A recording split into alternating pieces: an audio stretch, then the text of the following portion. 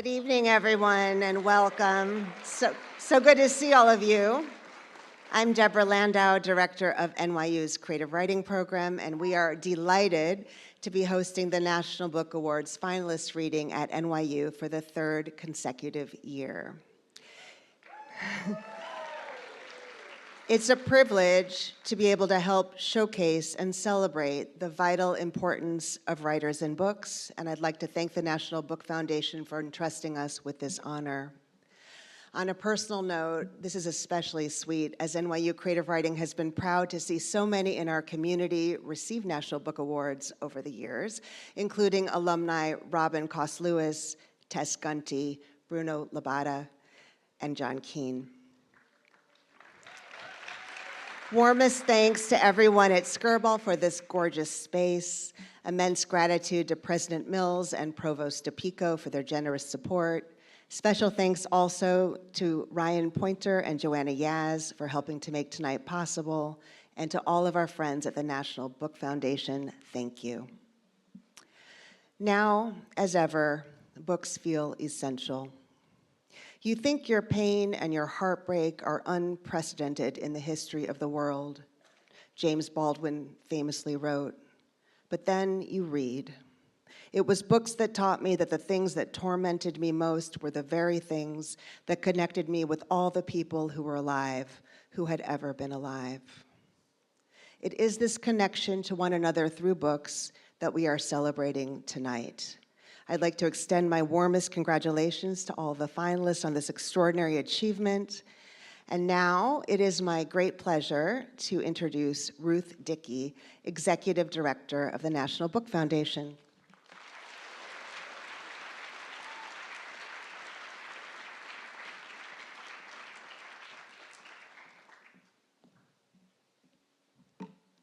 Thank you so much, Deborah. Good evening and welcome to the 2024 National Book Award finalist reading. We're thrilled that you're here with us. Huge heartfelt thanks to the many amazing people at the Office of the Provost, NYU Skirball, and the NYU Creative Writing Program, especially Deborah and Joanna Yaz, and our platinum sponsors, the Najafi Company and Penguin Random House, for making this evening possible. Thanks too to the wonderful staff and volunteers at the National Book Foundation. Thank you to tonight's ASL interpreters, Avery Gordon and Jose Gomez, and our photographer, Beowulf Sheehan. Really Useful Media, the amazing production team who is live streaming both tonight's program and tomorrow's National Book Awards ceremony for readers everywhere. This year marks a milestone anniversary. It is the 75th National Book Awards.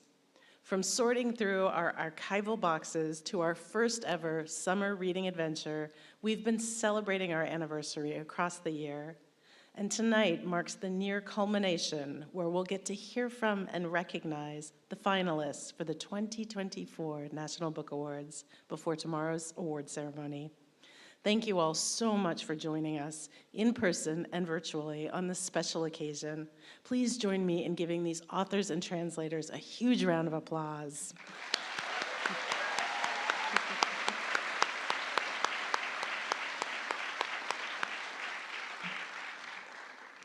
Words and stories and books have never felt more precious or more at risk.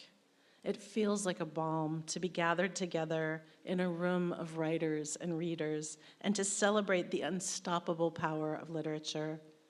Tonight, we'll get to hear from the work of 31 authors and translators, including excerpts from the translated literature finalists read in both their original languages of Arabic, French, Mandarin Chinese, and Swedish, and their English translations. Before we begin, I'd like to take a moment to recognize the finalists who were unable to join us this evening. Rania Abdulrahman, co-translator of the Book Censors Library. Salman Rushdie, oh, yeah, we can love each of them, yeah. Salman Rushdie, author of Knife, Meditations After an Attempted Murder. Diane Seuss, author of Modern Poetry.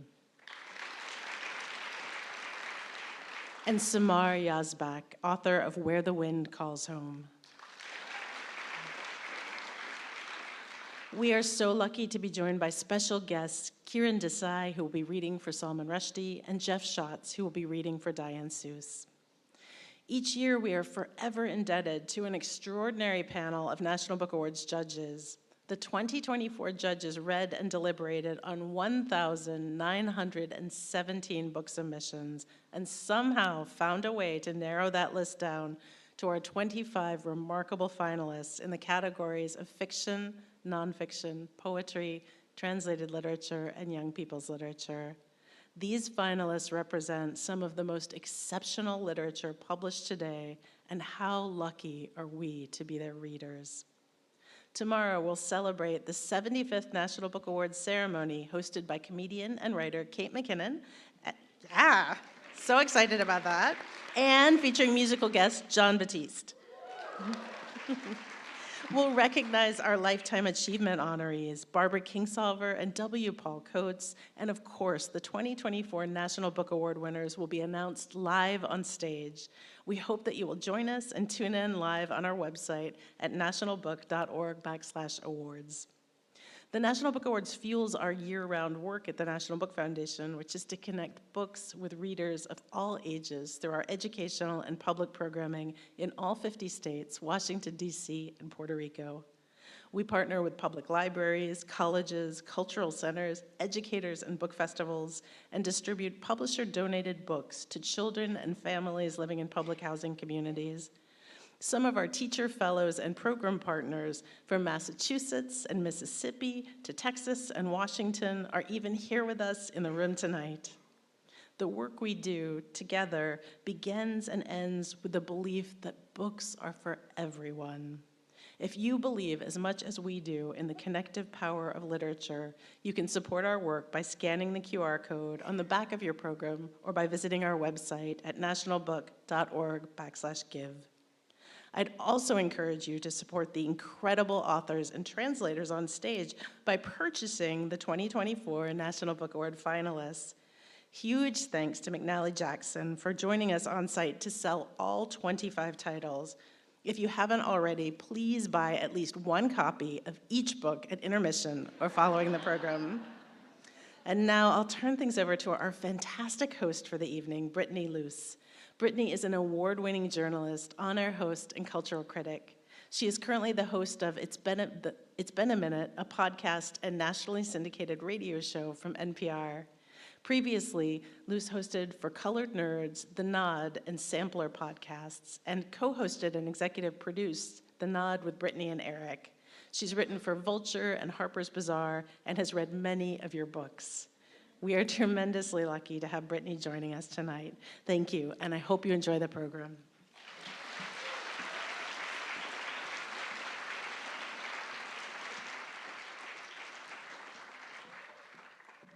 Oh my gosh, thank you for such a kind introduction and warm welcome.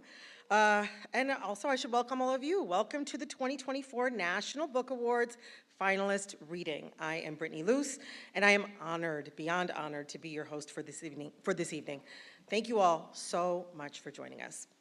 Tonight we are celebrating the authors and translators of 25 outstanding works in fiction, nonfiction, poetry, translated literature, and young people's literature. The finalist reading is a special evening where we'll have the pleasure of hearing from the finalists' honored works in their own voices, alongside the voices of a couple of special guests. We will hear from each of the finalists by category, starting with young people's literature and ending with fiction.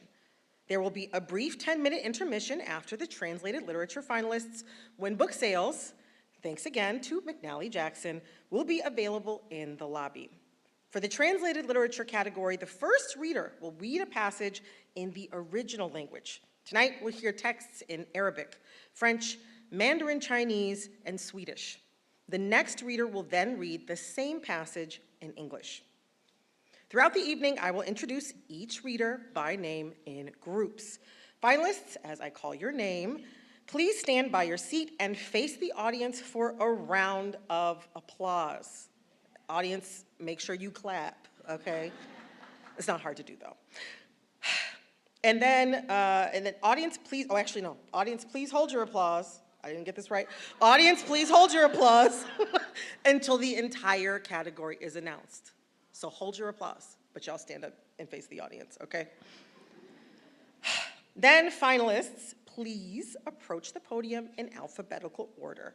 Friendly reminder for our audience to please put your cell phones on silent. Silent. Now, let's get started. It's my pleasure to introduce the finalists for the 2024 National Book Award for Young People's Literature. All right, I'm gonna read all the names now. No applause.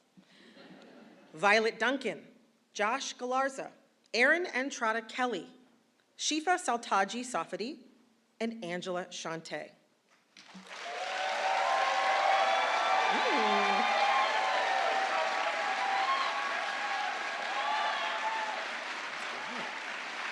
All right, Violet.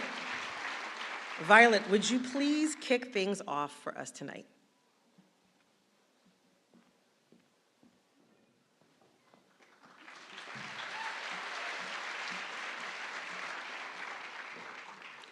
Danse, Nitzigasun Gayaski Sigiswim. Violet Duncan, Buffalo Dreamer, a dream of finding home. It had been 3 days of relentless wind and freezing temperatures. On the first day, I could hear them calling out for me from their dog sleds, but I had planned for this and secured myself with a rope high in a tree. They would never think to look there, I hoped. I couldn't bear to get caught. I would never go back to the isolation bin. I examined my travel sack. My big loaf of bread was gone, even though I planned to only eat half of it by now. But whenever I took a few bites, I couldn't stop. I tried to eat slowly. The food felt so good in my mouth, but my stomach wanted more.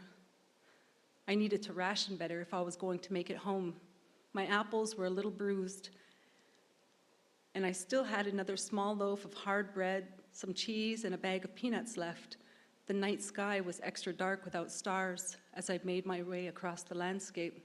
When I heard the thunderclouds rolling in, I prayed, "Not now, Thunderbird Spirit, wait just a few more hours for your storm. Please hear me, my relatives. I need more time." I tightened my boots, pulled my hat down, and adjusted the wool blanket over my shoulders, continuing my night of travel.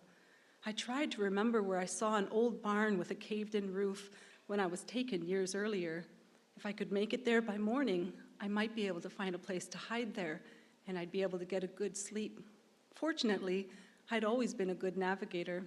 When we would go hunting in the winter, me, Dad, and Uncle used to follow the moose tracks for days before we'd find him. They would be so lost with which way we came that they needed me to bring them back home. Carries memory like the great Buffalo Nation, Dad would say. This one will always find her way home. My Buffalo Dreamer. I used to love hearing my name, Buffalo Dreamer. They changed it to Mary at the school. First, I was number 426. Then they said I was Mary. The wind started to pick up as the sun broke through the horizon. Just ahead, I could see the small barn with the falling roof that I had hoped to be finding. My legs were heavy and tired, and I ached all over, but seeing the barn re-energized me.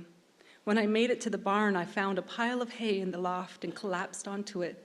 Thunderbird rippled outside and shook the roof above me. I smiled sleepily. Thank you, Hai Nanaskomin, Thunderbird Spirit, for hiding my foot tracks. Hi.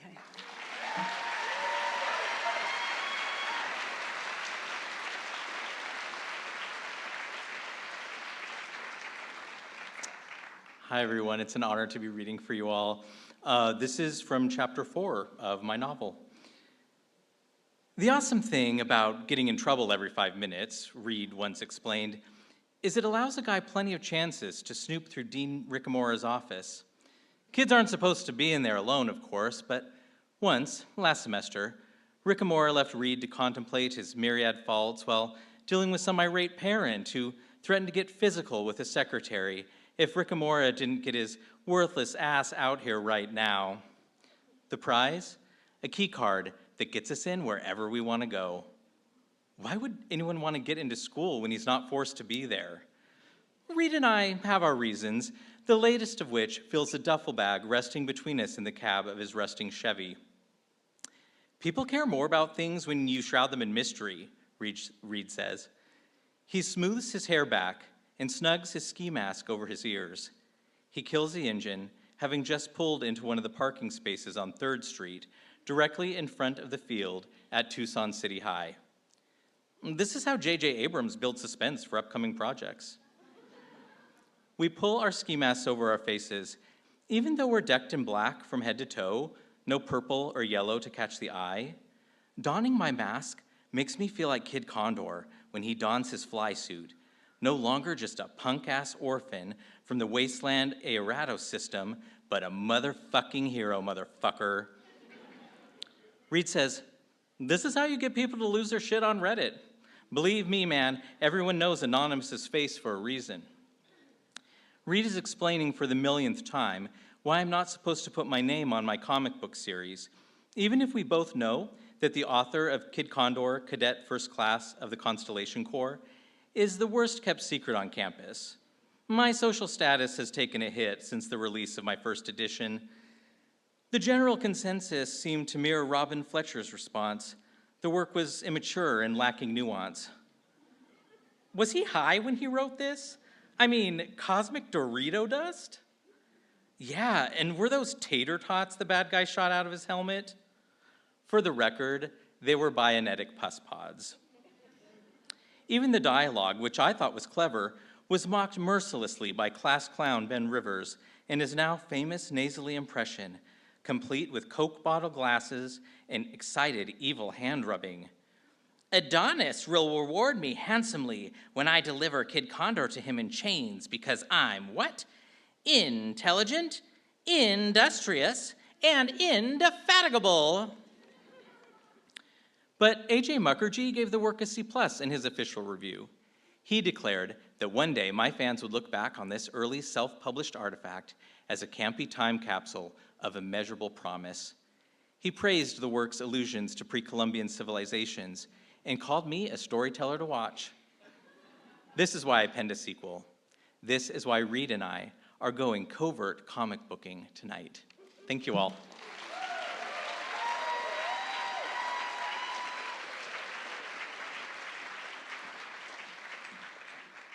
I'm also reading from chapter 4. At 3 o'clock, Michael and Gibby left the apartment to feed the stray cats. They weren't supposed to. Mosley had warned them dozens of times that the apartment manager, Mr. Shipman, who everyone called Ship, would read them the riot act if they ever got caught. But Michael couldn't stand the thought of the cats going hungry. Cats never go hungry, Mosley had said. They're survivors. But Michael would lie awake at night, imagining each and every one of them, perhaps some he'd never even seen, wandering the world alone. In his imagination, they were always sad, hungry, meowing into the darkness, waiting for someone to notice them. He couldn't sleep sometimes because of it. So they fed the cats. It wasn't a gourmet meal or anything, just cheap stuff in pull-tab tins from Dollar General. Better than nothing, though. They had a routine. Michael put fresh tins under the bushes in front of buildings N, M, and L and collected the empties in an extra plastic bag while Gibby tabbed along. They had moved on to building L when Michael decided to tell a small lie. "I might go out for sports this year," he said. Michael reached behind a bush, retrieved the can they'd set out last week, and tossed it into the bag. "Maybe football." "Football?" Gibby said. "Yeah." Michael wiped his hands on his jeans. He didn't like the look she was giving him, even though it was the same look he'd give himself if he was in her shoes. "Why?" he said. "You don't think I'd be good at football?" He pulled the lid off a can of Best Feast. "It's not that," Gibby said. "It just doesn't seem like your thing." A question immediately sprang to Michael's mind. "What do you think is my thing, then?" But he didn't ask. He wasn't sure he wanted to know the answer. Instead, he set the Best Feast in its spot and said, "It could be. My dad was an athlete, you know. Maybe he still is. He played basketball for Villanova." "Just because your dad is an athlete doesn't mean you have to be," Gibby said. She gathered her hair in a ponytail and secured it with a blue scrunchie. I know, Michael said. So why do you want to do it then? Gibby asked. Michael shrugged. A squirrel darted in their path. I don't know, he said, but he did know. If he played football, people might like him. Girls, even. Girls like Gibby. No one had ever liked him before. Not like that. Not like anything. Thank you.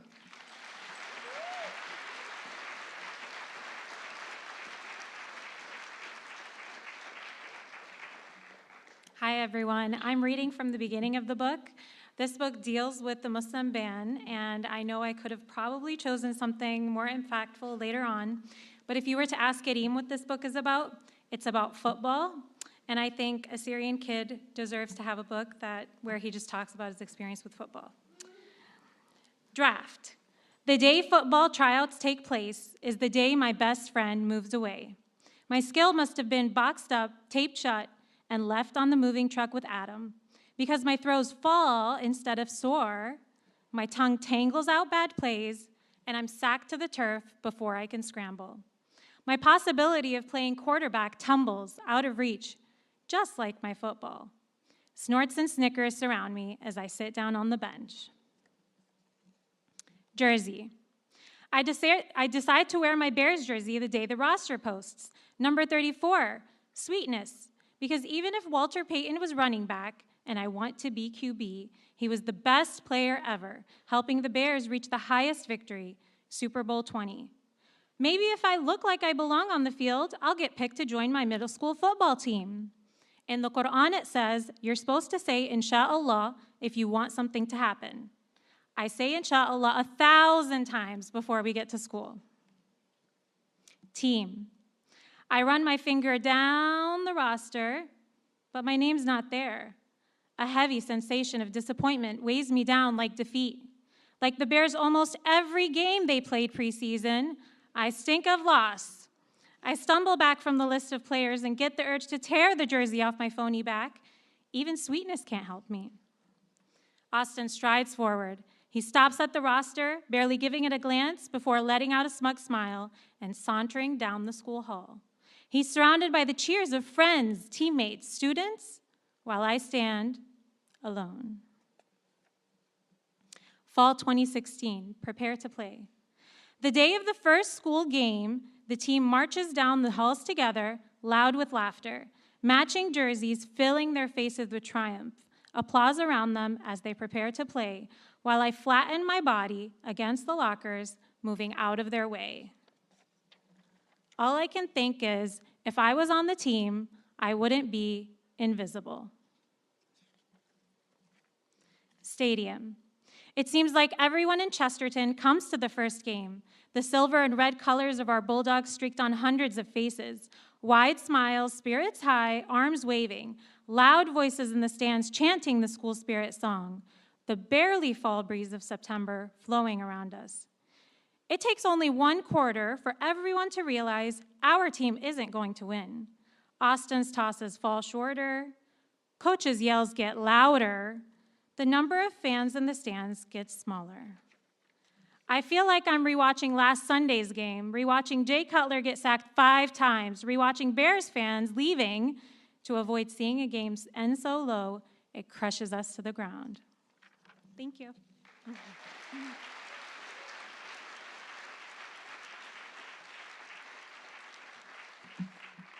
Hello, everyone. I'm Angela Shantae, and I'm from New York. This book happens in New York, so earlier I tried this kind of call and response, but let's see. The kids did it well.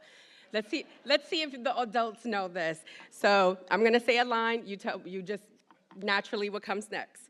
Allow me to reintroduce myself. All right, not bad. Not amazing, but not bad. It's the first poem in my book, The Unboxing of a Black Girl. Allow me to reintroduce myself. I was a meek girl, out of place in my neighborhood, too soft for the sharp edges that outline my world, and New York City will eat you whole. But I grew and learned from the women who, brown-faced like mine, were coming and going, leading and following, were healed and processing how to be girls and women at the same time, in a world hell-bent on shoving them, you, us into a box. The boxes we see predate us: boy, girl, binary thinking for a binary world. Ill-fitting boxes like this or that, manufactured boxes designed to protect, to control, to shield, binary boxes from a binary world. When we're young, these are the boxes that we see and we swallow because children are supposed to be seen and not heard. And so we fold and bend, shift and break to fit into them. Boxes wrapped in religion, in patriarchy, in capitalism, in hate. Boxes that help us survive a jagged-edged world. Inherited. We inherited these boxes from elders who ripened too soon like bruised, strange fruit swaying from poplar trees. But we inherited these gifts, these hands, these words, these curves from elders who ripened too soon like bruised, strange fruit swaying from poplar trees. And we inherited this moment, this style, this freedom, this movement from elders who ripen too soon, like bruised, strange fruit, swaying from poplar trees. High school. My mother, and most mothers on our block, knew that the zone schools were trash. Not out of trying, but simply because lack of funding and resources, a perpetual broken system designed to miseducate, undereducate, subjugate Black history, Black culture, Black contributions, and replace for American mythology. These mothers optioned for charter alternative spaces to cut the pipeline. They sent us away, unclipped wings, to neighborhoods beyond our borders. The Talk 13. When navigating outside of our community, we were taught, keep your head on a swivel, keep your eyes on one another, how to interact with cops and how not to, how to secure our backpacks and keep track of where we are, and if help was needed, we could find solace and safety in Black women. And I'm gonna end with this poem called The Binary. As a queer author, it's just something that I feel like I wanna have you guys sit with, as I'm the last young adult author here. So, The Binary.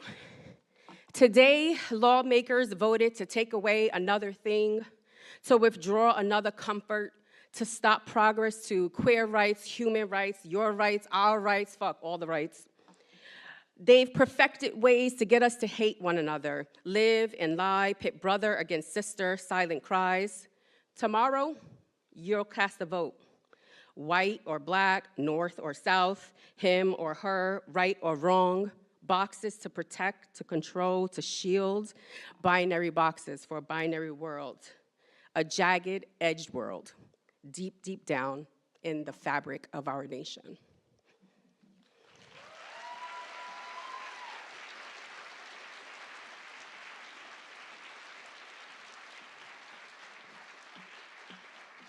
Oh, that was fantastic. Thank you all so much. Thank you all so much. And now it is my pleasure to introduce the finalists for the 2024 National Book Award for Translated Literature, Bouthena Al-Essa and Savad Hussein. The book, The Censor's Library, was co-translated by Rania Abdurrahman, who sadly was unable to join us tonight. Linnea Axelsson and Saskia Vogel. Fiston Mwanza Muzila and Roland Glasser. Yang Shuangxi and Lin King. Samar Yazbek and Larry Price. All right, welcome, Bouthena and Savad.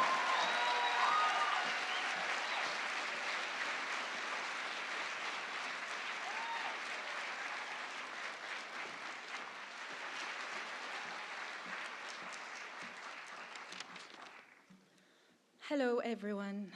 I'm gonna read in Arabic, so I invite you all to enjoy the music. إن هذا هو أسوأ ما يمكن أن تؤول إليه الأمور فعلاً، وهو لا يستطيع أن يتخيل لنفسه ظرفاً أسوأ. رغم أن التخيل ممنوع، لم يستطع منع نفسه من تخيل ابنته تذرع ممرات الهيئة مثل شخصية هاربة من كتاب مصور. إنها مزيج من كل شخصية متخيلة ممكنة، وهو لم يفهم قط من أين لها أن تعرف كل تلك الحكايات، حكايات لم يقصها عليها، لا يتذكرها تماماً، ولكنه يألفها على نحو غامض. ثم توصل إلى أن التفسير المنطقي الوحيد للأمر هو أنها قامت بتأليفها بنفسها، وأنها هي التي قصت عليه تلك القصص. الصبي الذي يطير، غبار الجنيات، الحذاء السحري، والساحرة الشريرة، التفاح المسموم أيضاً. بدت الصغيرة مثل بيت مسكون بالأرواح، البوابة الأخيرة المشرعة على الماضي، وتساءل إن كانت بلاد العجائب أو أيا كان المكان الذي تأتي منه الحكايات قد جند طفلته لمآرب انقلابية، وأنه يستخدمها للعودة إلى الواقع مثل مجاز. ربما كانت الطفلة مصنوعة من تلك المادة السوداء التي تملأ الفضاء، تلك التي جننت البشرية بفكرة السفر عبر الزمن. لا يمكننا السفر عبر الزمن إلا من خلال القصص. لقد أصبح يعرف ذلك الآن، لكنه لا يريد لطفلته أن تكون شهيدة المخيلة. Thank you. شكراً.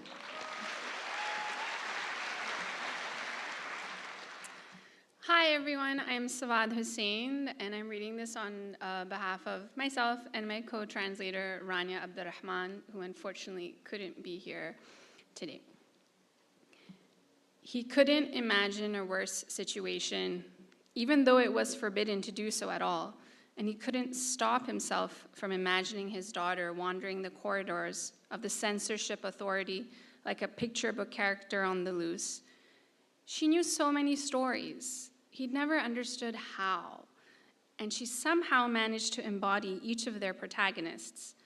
They were stories he hadn't told her, stories he didn't quite remember, and yet he found them strangely familiar.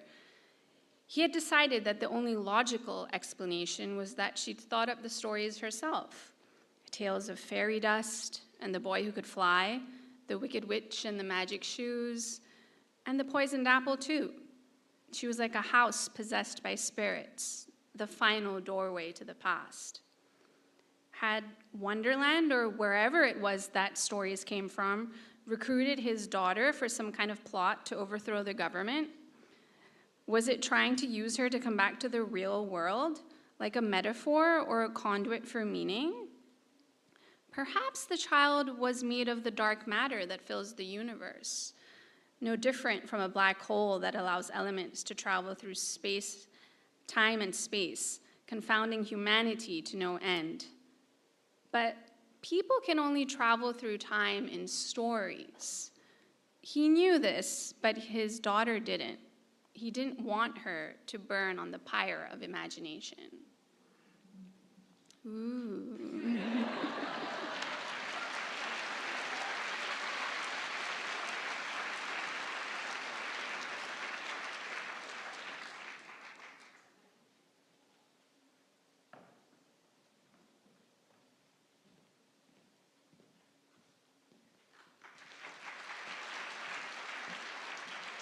Thank you. Yeah, hello, everyone. So this is the short Swedish bit. Dörren öppnas igen och det kommer in en kusin till Bibi som sätter sig vid bordet. De pratar en så vacker samiska. Det är samma dialekt som vi hade hemma på vår backe. Språket som fortfarande fanns när vi började skolan, Jonne och jag. Är jag då så dum att jag inte klarar att hålla mitt eget språk levande? Jag bara lät det försvinna, fördrivas från mina barn, så att Sandra nu låter som en bok, helt utan dialekt, när hon i vuxen ålder försöker lära sig samiska med sina barn. Inte ett ljud får jag fram alla de gånger hon säger svara mig på samiska, mamma. Och jag vill berätta allting för den där unga mannen som sitter vid bordet intill Bibi med sin kaffekopp och kanelbulle. Men jag kan bara le och han ler tillbaka, nickar menande och höjer koppen. Vet han om att jag sitter och lyssnar på hans språk? Mellan orden som bara är ljud för mig och som jag inte förstår anar jag något han lämnat, något han har förlorat och som han inte vill mista. Kommer han också att få ett barn här någon gång? Vilket språk ska hans barnbarn få prata? Vilka fåglar och träd kommer de att lära sig namnen på? Och vad ska de sjunga för sånger? Om solen och vinden, kriget och männen, fattig och rik. Thank you. Ologito.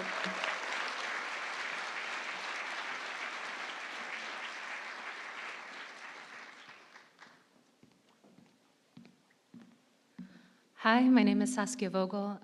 I'm reading the English of Ednan. This is from a chapter called The Language Cafe. The door opens, and in comes a cousin of Bibi's who takes a seat at the table. They speak such a lovely Sami. It's the same dialect that we spoke back home on our hill, the language that still existed when we started school, Jonna and I. Am I that dumb that I can't manage to keep my own language alive? I just let it slip away, be driven from my children. So now Sandra sounds like a book, no dialect at all, trying as a grown woman to learn Sami with her children. I can't get a sound out those many times she says, "Answer me in Sami, Mama." And I want to share this with that young man sitting at the table next to Bibi, with his coffee cup and cinnamon bun. But all I can do is smile, and he smiles back, nods knowingly, raises his cup. Does he know that I'm sitting here listening to his language, between the words that are no more than sounds to me, and which I do not understand? I can sense something he has left behind, has lost, and that he does not want to do without. Will he also have a child here at some point? Which language will his grandchildren speak? Which birds and trees will they learn the names of? And which songs will they sing? About sun and wind, war and men, rich and poor. Thank you so much.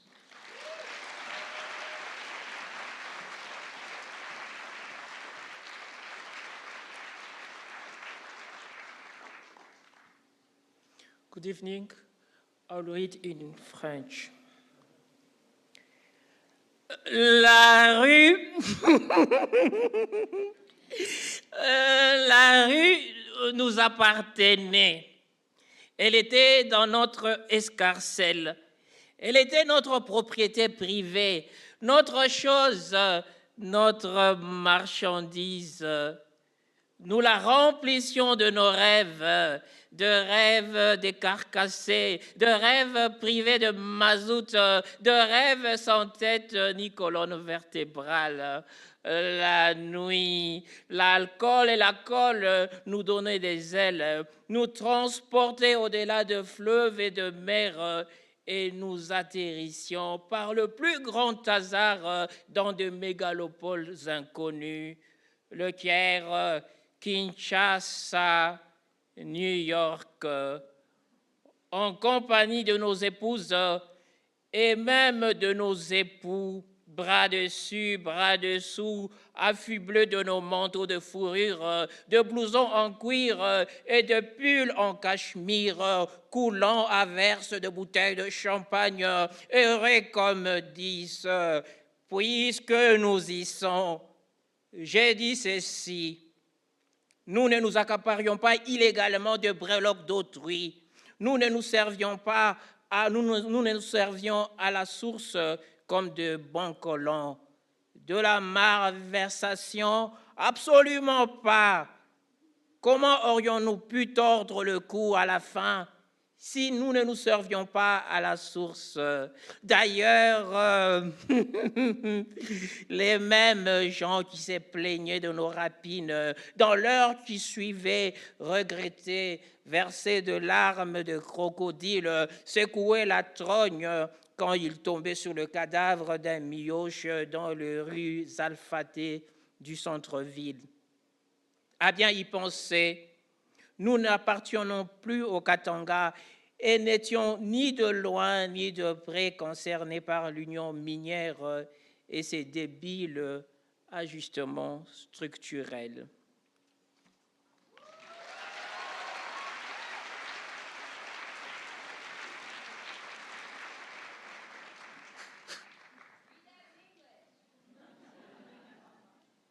The street was ours.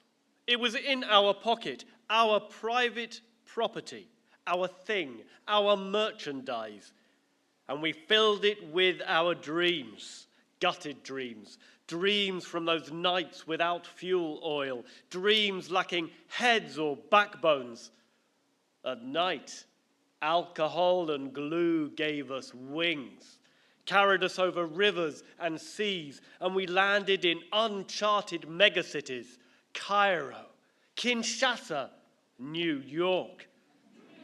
Seemingly by chance, in the company of our wives and husbands, arm in arm, done up in our fur coats, leather blouson jackets, and cashmere sweaters, pouring one bottle of champagne after another in 10th heaven.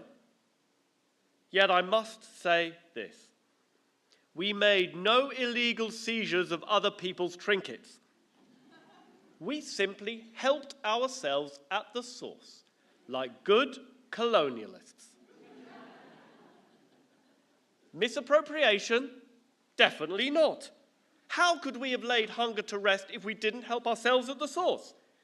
And in fact, the same people who complained of our plundering lamented, not an hour later, weeping crocodile tears and shaking their head when they came across the body of a young'un on the asphalt streets of downtown. Thinking about it, we were no longer Katangese, nor were we affected, directly or indirectly, by the Union Minière and its imbecilic structural adjustments. We were one-night princes, kings, marquises, honed by the glue that gave us ideas, the glue that furnished inspiration, the glue that quickened dreams, and always the glue that allowed us to hold our own in those nights infested with finance inspectors, solipsistic soldiers, vendors of genital parts, and assorted seekers of blood for sacrificial ends.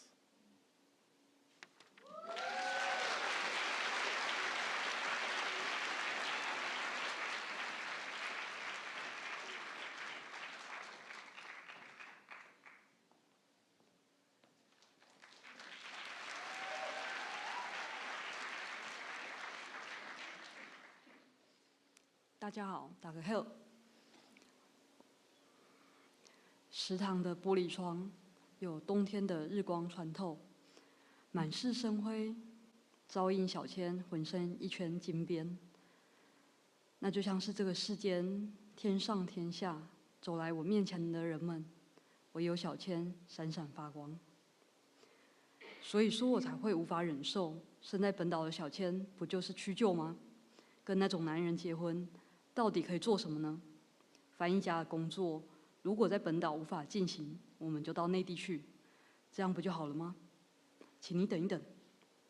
小千打断我，但我没有停止。困在鸟笼里的鸟雀，理应去到更开阔的地方飞翔。何况，小千不是燕雀，而是鸿鹄，不是吗？如果欠缺东风，那么我想成为小千的东风。我说了，请你等一等。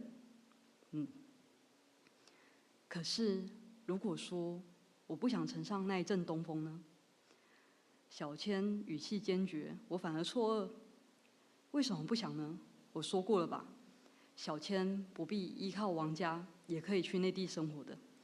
因为我虽然是个赚不了多少钱的小说家，但未来会是长崎青山家的下一任主人。这明明就是我所能想到的，对小千最好的安排。够了，青山小姐。Thank you.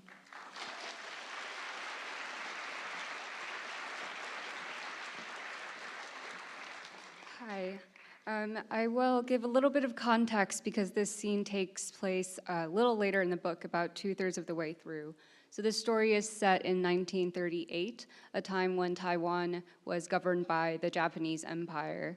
The two main characters for whom this scene takes place are Aoyama-san, who is a young woman Japanese writer visiting Taiwan, and Chi-chang, who is her Taiwanese local interpreter.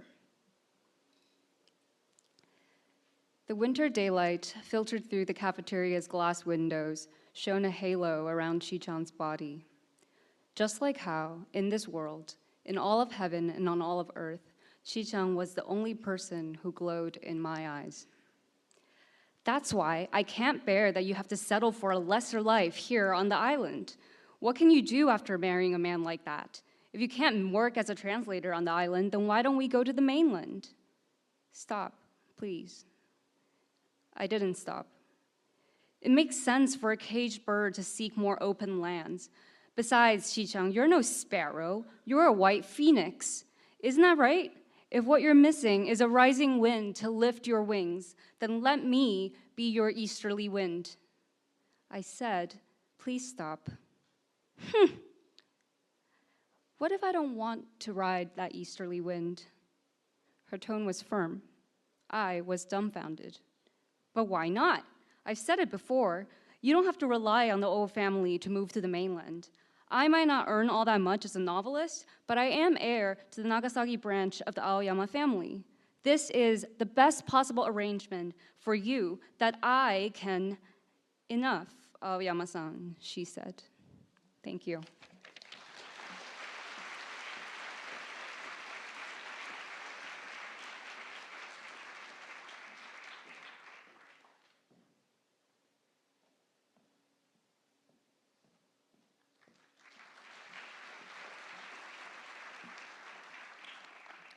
Hello, everyone. Samar Yazbek, who is the author, who I translated, was unfortunately prevented from being here today, so I'm afraid you only have me to read to you. And this rather optimistically sized Arabic font, so please bear with me. This takes place from slightly later in the book. The protagonist, Ali, has been press-ganged into being a soldier. But in this passage, he's reflecting on his other life, his real life.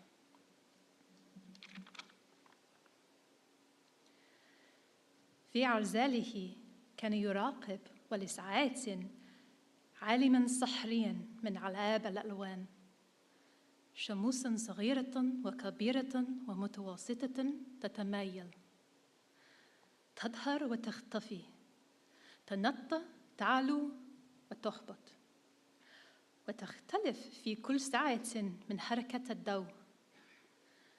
الشمس والقمر يتناوبان في العالي حيث يتقشر الضوء والظلام وكل منهما بين غصان الشجرة وفي عينيه تلوح مثل تفاحة. كان يمد يده عندما يتدفق خيوط ناعمة ودقيقة من ألوان البرتقالية والوردية ويمسكها فتحمله بمظلة طائرة وتنثر من حولها دوائر نارية. في نهار تبدو هذه الدوائر ذهبية وفي الليل تتحول إلى فضية وما بينهما تتفجر حركة الألوان حتى يشعر أن جلده تتلون معها الأحمر والأصفر والأخضر وتنويعاتها اللانهائية. هناك خضرة تتفاوت روعتها واختلافها بدرجات دقيقة حتى تشكل عشرات الألوان من درجات الأخضر القاتم التي تنتهي بالأسود في مرحلة ما، وفي مرحلة أخرى تكون زرقاء تتشكل حوله كالدائرة، وذلك الدوران من الضوء سرعا ما يتحول إلى أزرق فاتح ثم يعود أخضر. في الليل يتحول إلى اللون كحلي وأزرق ينتهي بالنفسجي الخالص، وهو يمرر أصابعه بين ورقات المرتعشة ويدعبها في الشتاء بينما يغطي الثلوج الجبال ويغطي معها ابتسامات المزارعين وجلودهم يابسة. كان لا يصدق ما يسمع عن اللون الأبيض للثلج، لأن الأوراق وهي تنفض عنها الذرات الثقيلة للثلج تجعله يرى العالم شفافاً حيث يختفي الألوان. In his arzal, he would spend hours watching a magical world of color games. Suns large, small, and all sizes in between would waver, appear, disappear, leaping high and tumbling down, different at each hour of the light's movement. The sun and moon alternated in the heavens, where light and darkness peeled away, and each of them bobbed and waved among the tree branches like apples. He would reach out his hand when the soft, delicate lines of orange and pink gushed forth, and he would grasp them, and they would pick him up in a parachute and scatter circles of light all around him. During the day, these circles looked golden, and at night they turned silver. And in between, the motion of colors erupted until he felt his skin coloring too. Red, yellow, green, and all their infinite varieties. There was a green whose resplendence altered so minutely that it formed dozens of shades of dark green that eventually ended up black.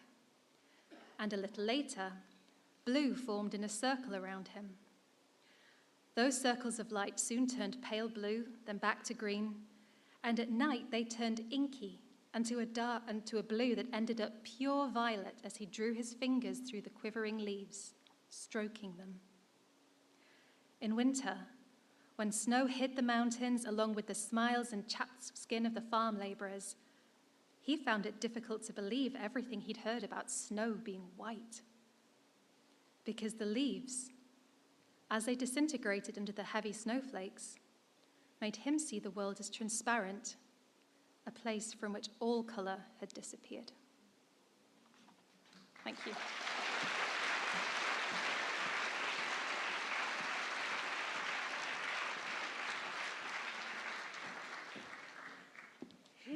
Thank you all so much again. That was fantastic. All right, now it is time for a brief 10-minute intermission. Please make sure to purchase multiple copies of each finalist's book and return to your seats promptly so we can begin on time. Thank you.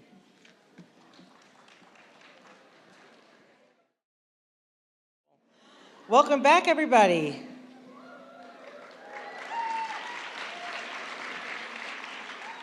I am so excited to continue hearing from tonight's readers.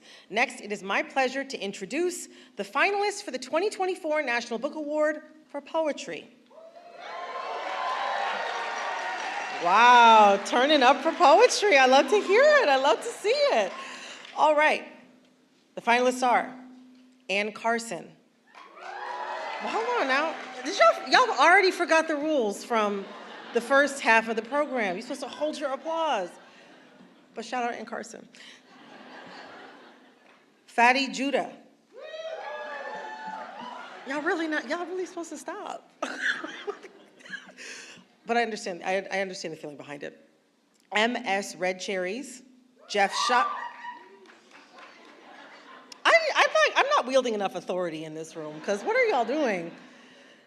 Jeff Schatz, who will be reading for finalist Diane Seuss, who was sadly unable to join us this evening, and Lena Helef Tufaha.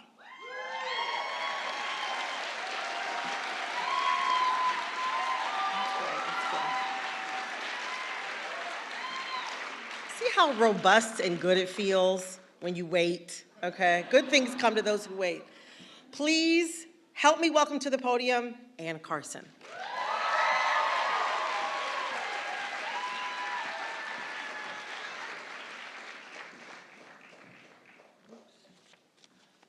Hi, everybody. Thank you for coming. I want to read one poem. It's in the form of a sestina, and got an echo on the mic, I'm sorry. As you may know, a sestina is a form in which there are 6 stanzas of 6 lines each, but the final words of the lines of the first stanza have to be repeated in all the other stanzas in a changing order. So it's kind of complicated. I mean, fun, but you know. And this one is about an ancient Greek lyric poet named Hipponax, who was noteworthy because he wrote poetry about the lower classes. People impoverished, homeless, helpless, hopeless. Other Greek poets wrote about kings and queens and shiny surfaces. So he was different in that. And he also mentions the scapegoat ritual, which you may know something about. It's a metaphor to us, but to the ancient civilization, it was all too real an institution. Poverty remix, a sestina. Poverty is a scapegoat. We drive them out. Hermes, I shiver like crazy. Give Hipponax a cloak. Don't look it in the eyes. We forbid you asking in God's name for bread. We distinguish relative, some teeth, from absolute, no teeth, poverty, by means of an algorithm. Hipponax invented a poetic meter called limping iambic, deliberately ugly in rhythm. Longing and violence built up over a lifetime, unloaded on the scapegoat. Did you think the Black Death, with its depopulation of Europe by 1/3, would bring an abundance of bread? Instead, everything ran out. Stinginess blazed from all eyes. Never mind morals, no one had a fig or a cloak. Beware the ruses and swindles of the poor, many of whom already have a cloak. You say, is poverty so different? We want things, they want things, similar rhythm. Note, shame lives upon the lids of the eyes. First, we wash you in the angel's tenderness, dear little filthy farting goat. Then, out. Well, yes, we keep all the bread. We forbid you using the God card casually for bread. We forbid you touching our cloak. No gloves, here's $1. No hands, out. And this Hipponax, who was he? With his scatological girls and his cockshaker rhythm. Buffoon, imposter, caricaturist, scapegoat. Hunger came parching out of his eyes. We have a little game. Take turns looking in the eyes of that filthy farting one with his filthy farting bread, who, we are sure, has volunteered to go forth as scapegoat. From the folds of our sacred civic cloak and the beat of our reddish foam rhythm. Count 4 when you breathe in and 6 when you breathe out. Tell me, is drive them out the same as have stones for eyes? Sung in a shame-resistant, extra-grammatical, grand, nasty, mother fig fucker flogged rhythm that soaks the bread in blood and rips the cloak off the scapegoat. Why does poverty exist? Because stinginess does. In its macroeconomic law of demand and demand, cloak, In its ritual pharmacos, we beat them with branches, cloak. In its they might be faking it, pity and barley cakes, cloak. In its war against idleness, we're all debts owed to death, cloak. In its enough if they do not die of hunger or cold, Martin Luther, cloak. Give Hipponax a cloak. Give Hipponax a cloak. Give Hipponax a cloak. Thank you.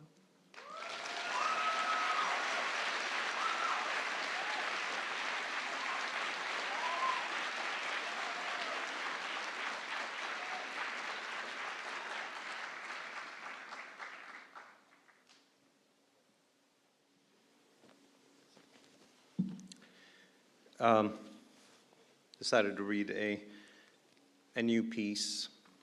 If you don't like it, the book is better. If you like it, the book is better.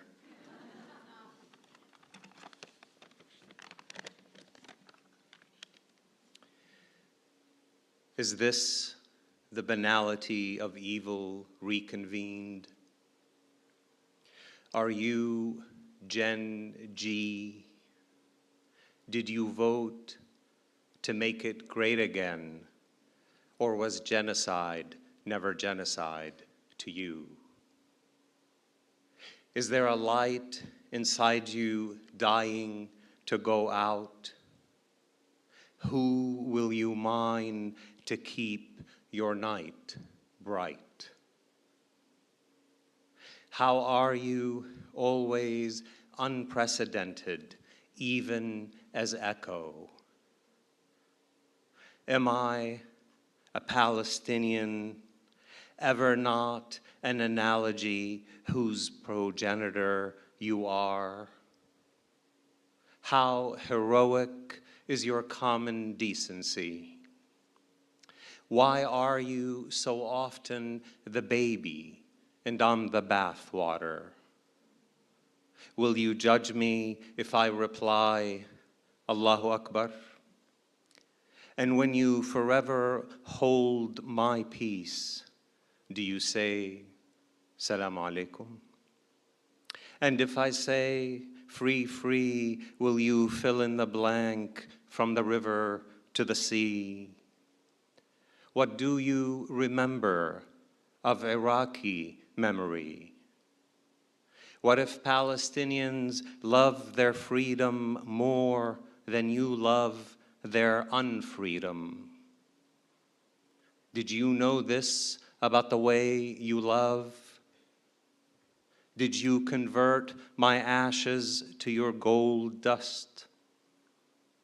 Horror beyond the reach of psychology. Have you heard this expression before? Are you in solitude with market or in solidarity with spectacle? Which part of you isn't a human shield? Whose body parts are mine? Do you understand that I am a national liberation movement? Can we hear it for tiny Lebanon, fighting off the mother of all crimes as the laws that made you king said one should? Have you been to Yemen or just bombed it? How full of emissions are you about your emissions? When did you first export your wisdom to those you destroy? Do you really think I'll forgive you without you asking for forgiveness first? Why should you wait until asking is synonymous with your defeat? Wasn't tragedy always there before you sequenced it? Is your methylated double helix an individual or a corporation? For example, when I say horror beyond the reach of genetics, will you give me or yourself a standing ovation? Does Gaza come to mind? Wouldn't you agree that Palestine today is the empire of the human heart? Have you thanked me, or are you worried I'll charge you interest? What about Sudan, Congo? What have you done to the earth? When were you in love last? Was it any good? What have you done to the remainder of my life? Has it occurred to you that you are a childhood robber? Do you remember that game? Was it ever a game?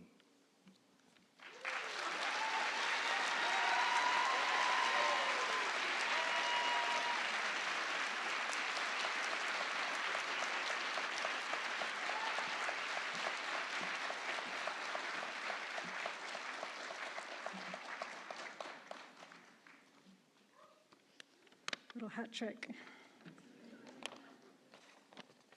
That was for my mother. Riding the Highway 212. Mother, I am picking up speed and the ice is getting thicker. I am on my way to see you. I am coming to see you.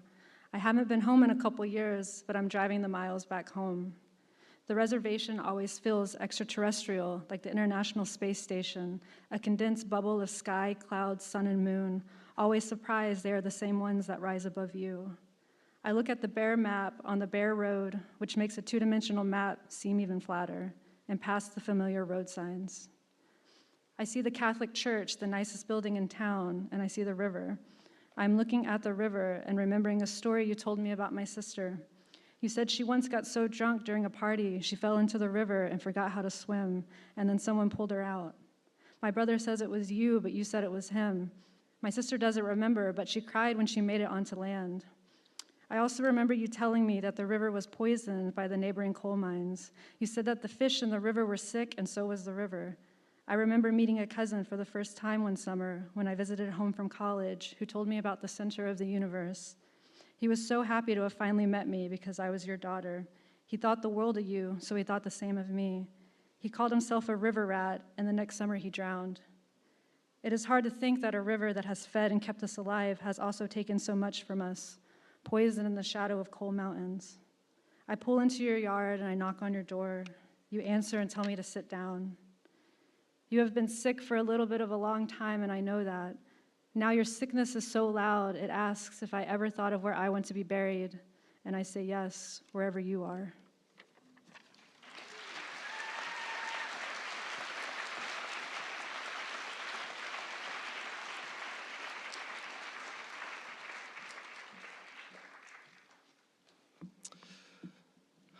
I'm really sorry the great Diane Seuss can't be with us tonight. I'm Jeff Schatz, and one of the great honors of my life is serving as Diane's editor at Grey Wolf Press.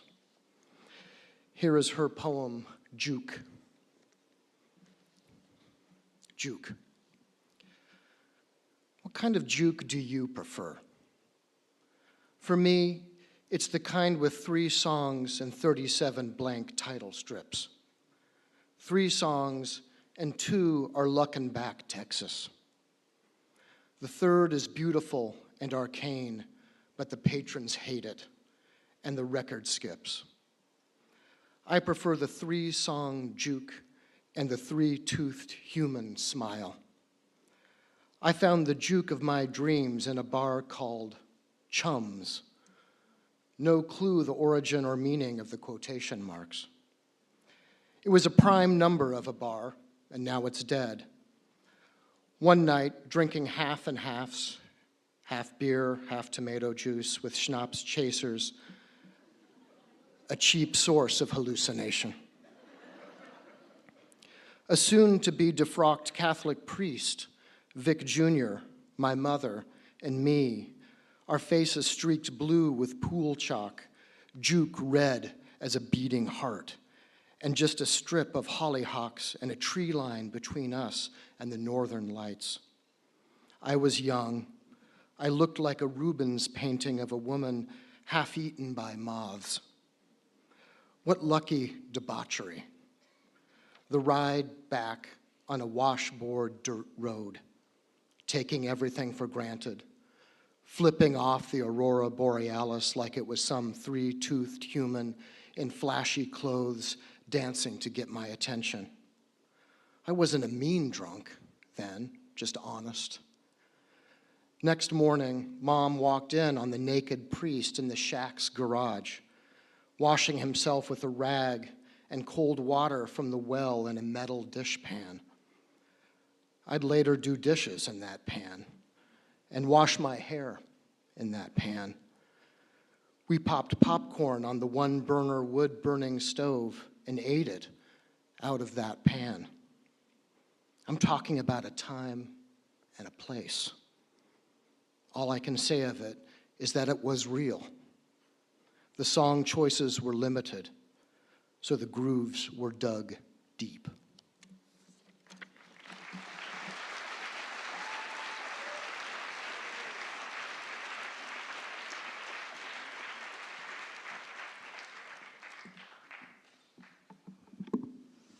Good evening, NYU. Good morning, Palestine. This first poem could have been written this year, but it was in fact written in 2018 for the people of Gaza who all marched for return. On the 30th Friday, we consider plurals. At the border, a flock of journalists, a sacrifice of tires burned behind us. Beneath the picnic tents, a funeral of families. What else will we become in Gaza if we gather, if we carry our voices to the razored edge? We were met by a gallop of prayers, clamoring resuscitatives, puncturing the shroud of humid air.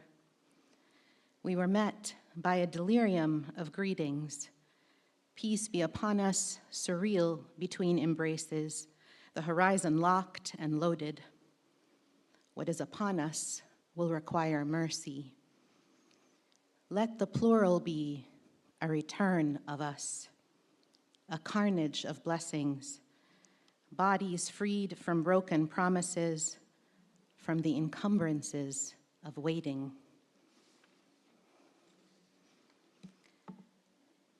Letter to June Jordan in September. I cannot pass the anniversary of that first news event of childhood without returning to your poem. How from my house I watched, and watched my grief-stricken parents unable to speak. How I leaned into the screen, the chords of the cries, searching for what was recognizable of fingers and thighs, of bracelets and mustaches.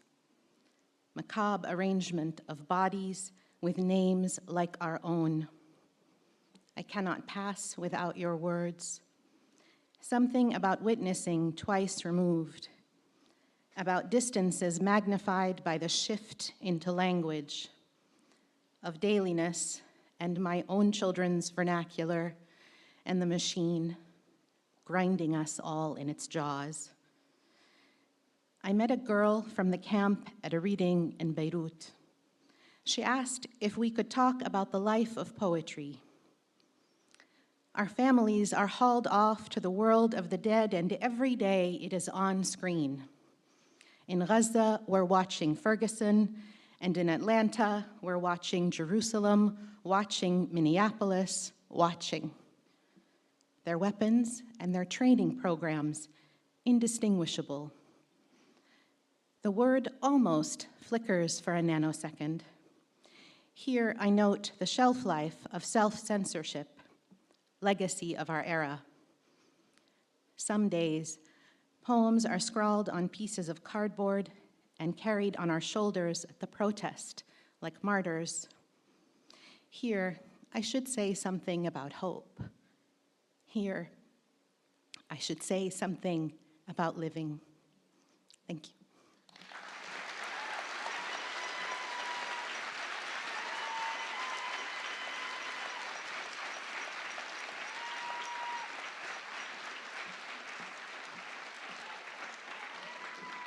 Thank you all so much again. Thank you. All right, and now it's my pleasure to introduce the finalists for the 2024 National Book Award for Nonfiction. Jason DeLeon, Eliza Griswold, Kate Mann, Kiran Desai, Kiran Desai, who will be reading for finalists, Salman Rushdie, who could not be here this evening, and Deborah Jackson Taffa. Oh. Jason, you are up first.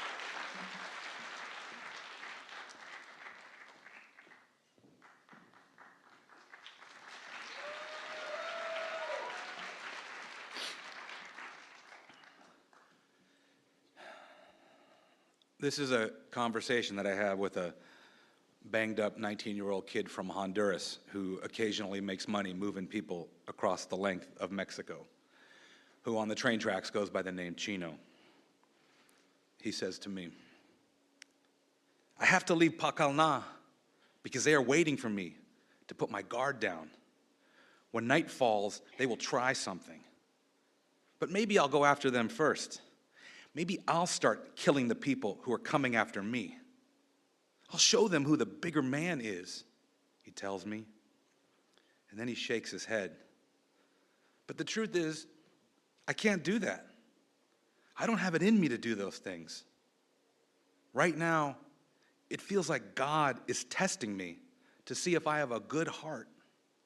It's like he's saying to me that if I save Jasmine, his girlfriend, then my own sins will be washed away. That's the test that he has given me. After this conversation, the party we are at takes a dark turn. It's hard to celebrate knowing what is at stake for Chino and Jasmine. I look around at this group of smugglers laughing and drinking. I think about the potential for violence that's always bubbling under the surface of this social landscape ready to explode. Chino leans into me and he whispers, "There's a church in Palenque where I might be able to get some help." So we go. The windows are rolled down to let the hot jungle air pass through the car. The sun is beginning to disappear to the west. In the side mirror, I can see Jasmine's head leaning out the window, her dark, curly hair floating in the wind as she takes in the sights between Pacalna and the tourist trap known as Palenque. Signs advertising discount rates for hotels that have swimming pools and Wi-Fi. We look at hand-painted billboards with offers for private tours of the nearby archaeological site. We pass an immigration van with the weary faces of migrants peeking out at us through the vehicle's barred glass. I wonder, is it safer in that van or out here on the streets? I contemplate my options for helping Chino. Bring him to my house? Drive him to some other town and rent him a room?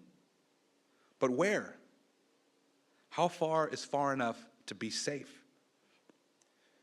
We drive endlessly through the narrow cobblestone streets of Palenque, looking for a place that will take in migrants. Chino is indecisive and doesn't want to get out of the car. We find a church that has a few homeless people lingering outside. They tell us the priest is not in right now, but come back later, and maybe he will let them stay. We pass Palenque's central plaza. Couples the same age as Jasmine and Chino embrace under brilliant white gazebos. Children devour melting ice cream and chase pigeons across the square. An out-of-tune brass band stumbles through a song from a distant decade. Chino nudges Jasmine and points as we drive past. "I told you Palenque was beautiful," he says. Defeated, we start driving back to Pacalna, back to the train tracks and the fate that is waiting for these star-crossed lovers. And for the rest of my life, I'll wish that I'd gone in the opposite direction and never taken my foot off the gas.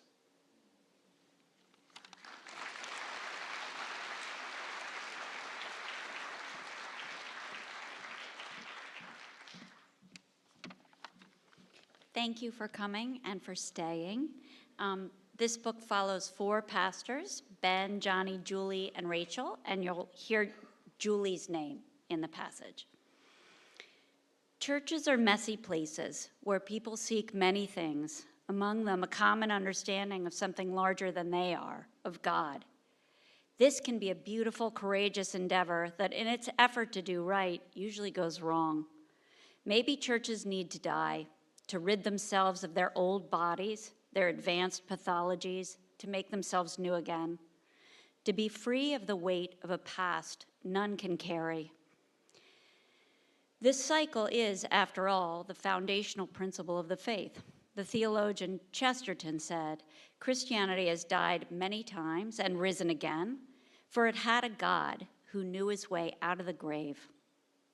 Yet the notion of a circle doesn't fully satisfy. Death and rebirth, the cyclical nature goes nowhere, doomed to repeat itself. This may be an honest assessment of the universe's affairs. However, it isn't very hopeful. In Rachel's spiral, in Julie's knobbed whelk, in Johnny's realization that leading circle and healing himself were 2 separate endeavors, in Ben's acceptance of erasure and return to being humbled by grieving strangers, in all these, there are hints of moving forward by breaking a circle, not repeating it. The 4 pastors humbled one another, or perhaps harrowed is the better word, risking one another's souls like fields and freeing them to grow. It's uncomfortable to accept our flaws, let alone have them pointed out to us, hearing how we hurt one another and ourselves by clinging to received ideas. In some ways, this is the work of an exegete, to examine a story or an experience for what it reveals, not only about the world or God, but also about ourselves and what in our embodied consciousness must grow or die. Dying is difficult, even when welcome. There's no controlling what our bodies say and do in their final, hideous, and terrifying paroxysms. It's a curious thing to be an observer of human beings in the midst of their great struggles, and it's easy to forget that as observers, we exist as humans alongside. My father died during Lent in 2023. As I was leaving the church at the end of my father's funeral, I glanced into the forest of mourners and was startled to catch sight of Julie in a black blouse and pants, more formal than anything I'd ever seen her wear. She cracked when I saw her, so did I. I hadn't imagined her visiting my world, and yet there she was, mourning the loss of a man she'd never met, as this, among so many other unseen acts of service, is what a pastor does. Thank you.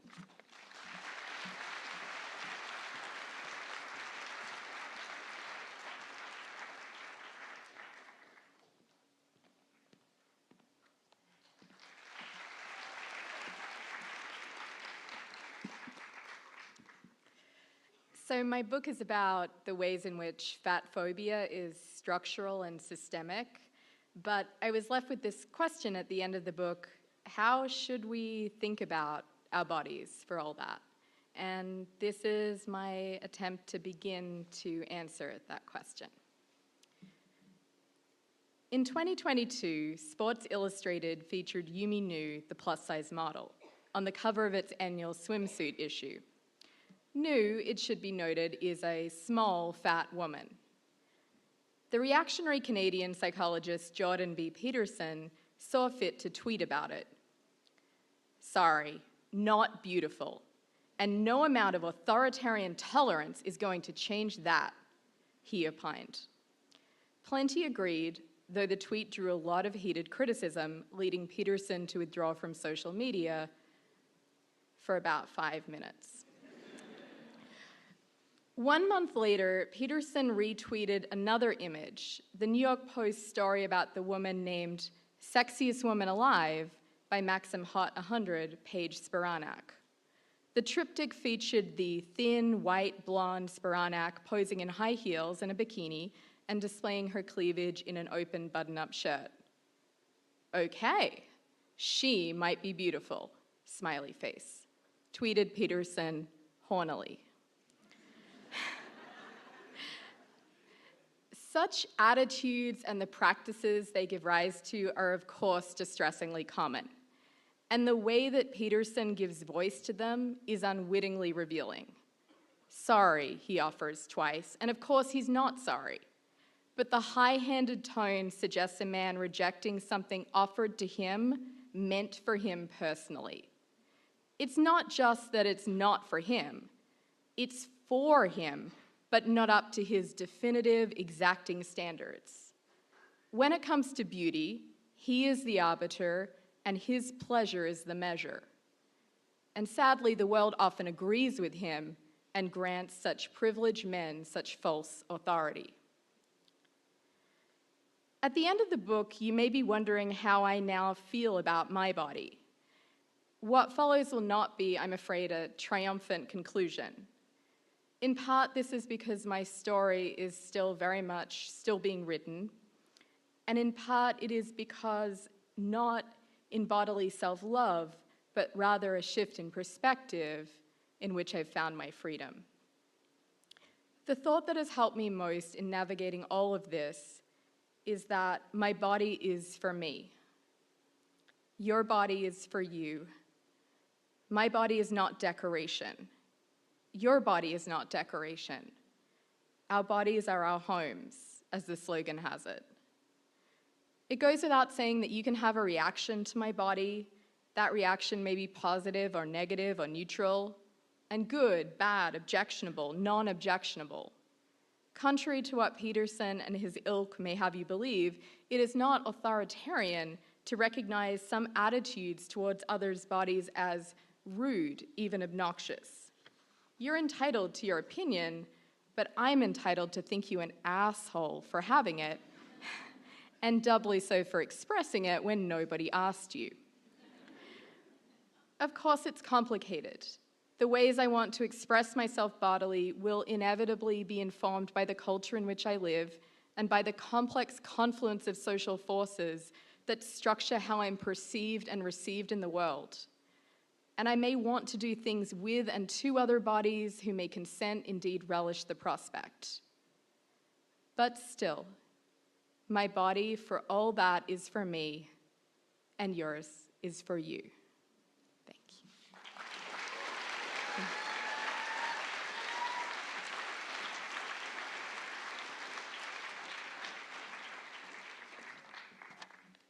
Good evening, everyone. It's my honor to be here on behalf of Salman Rushdie.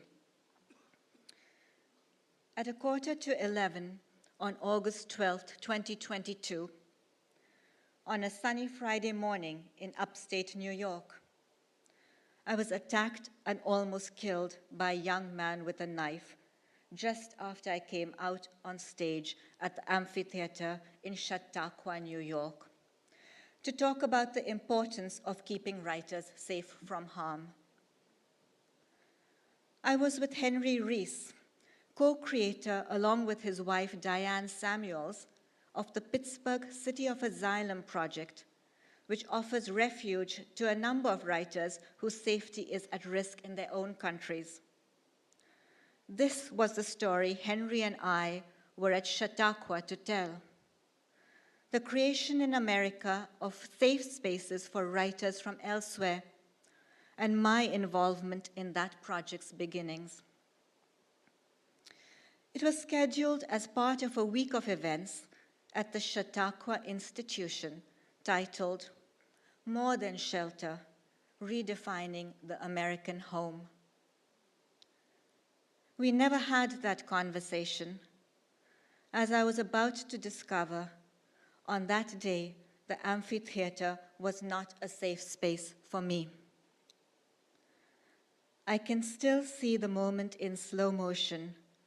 My eyes follow the running man as he leaps out of the audience and approaches me. I see each step of his headlong run. I watch myself coming to my feet and turning towards him. I continue to face him. I never turn my back on him. There are no injuries on my back. I raise my left hand in self-defense. He plunges the knife into it. After that, there are many blows to my neck, to my chest, to my eye, everywhere. I feel my legs give way, and I fall. Thursday, August 11th, had been my last innocent evening. What I didn't know was that my would-be killer was already present in the grounds of the Chautauqua institution. He had entered using a false ID. His fake name constructed out of the real names of well-known Shia Muslim extremists.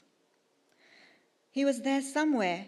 He had been there for a couple of nights, wandering around, sleeping rough, checking out the site of his intended attack, making his plan, unnoticed by any surveillance camera or security guard. I could have run into him at any moment. I do not want to use his name in this account. My assailant, my would-be assassin, the asinine man who made assumptions about me and with whom I had a near-lethal assignation. I found myself thinking of him, perhaps forgivably, as an ass. However, for the purposes of this text, I will refer to him more decorously as the A. What I call him in the privacy of my home is my business. This A didn't bother to inform himself about the man he had decided to kill. By his own admission, he read barely 2 pages of my writing and watched a couple of YouTube videos of me, and that was all he needed. From this, we can deduce that whatever the attack was about, it wasn't about the satanic verses. I will try to understand what it was about in this book. Thank you.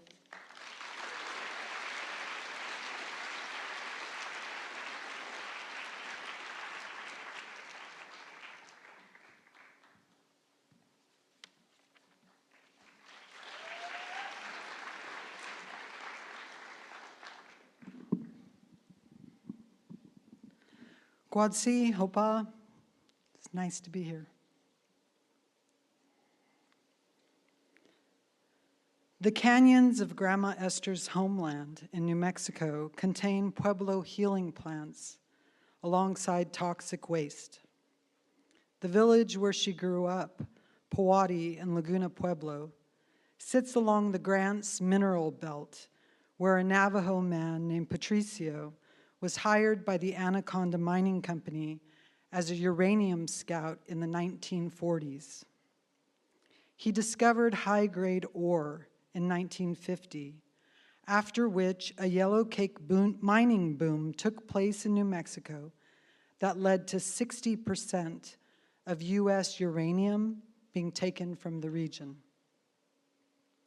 In 1952, Anaconda opened the Jack Pile Mine, 10 miles south of our family's village. There, 3 open-pit uranium mines, some of the largest in the world, remained operable until 1982.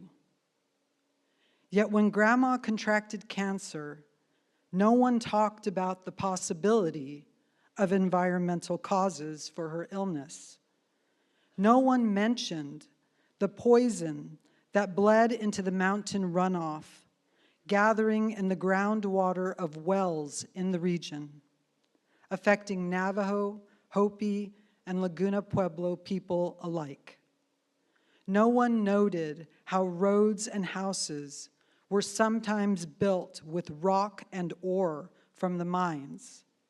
And no one brought up the atomic bomb that Grandma Esther saw tested when she was at Laguna in 1945.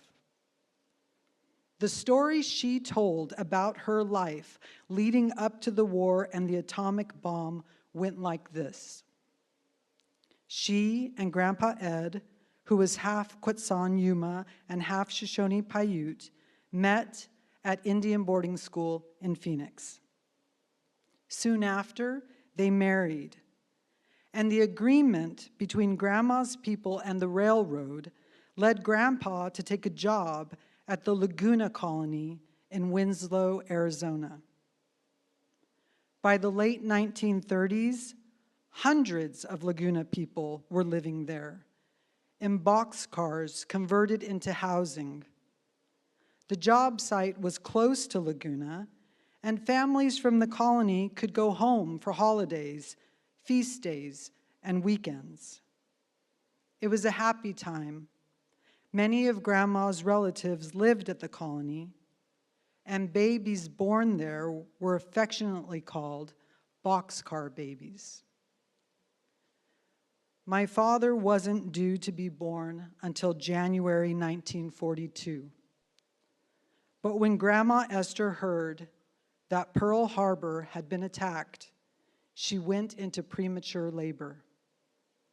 Trying to stave off his arrival, she hurried home to the boxcar colony, where a medicine woman gave her brown foot tea to stop the contractions. It looked like she might be in the clear. But in the following days, the Indian men in her railroad camp began pounding war drums. They polished rifles and put on war paint, and Grandpa Ed came home expressing a desire to enlist. Many natives across the United States had already signed up for the war, even before Pearl Harbor. But now the desire to fight had hit home, and her labor pains started again. If anyone understood the dangers of fascism and the fight between notions of racial superiority versus racial equality, it was Native Americans.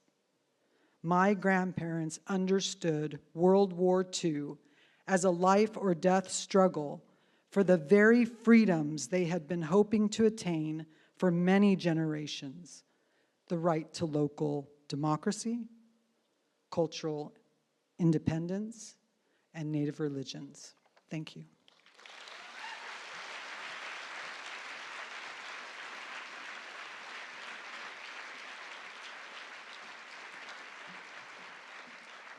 Thank you all once again.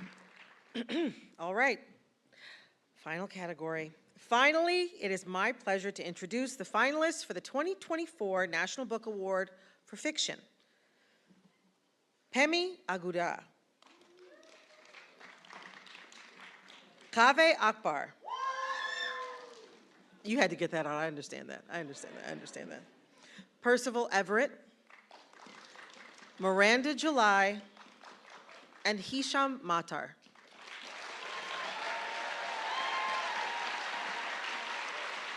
All right. Please, everyone, give Pemi a round of applause.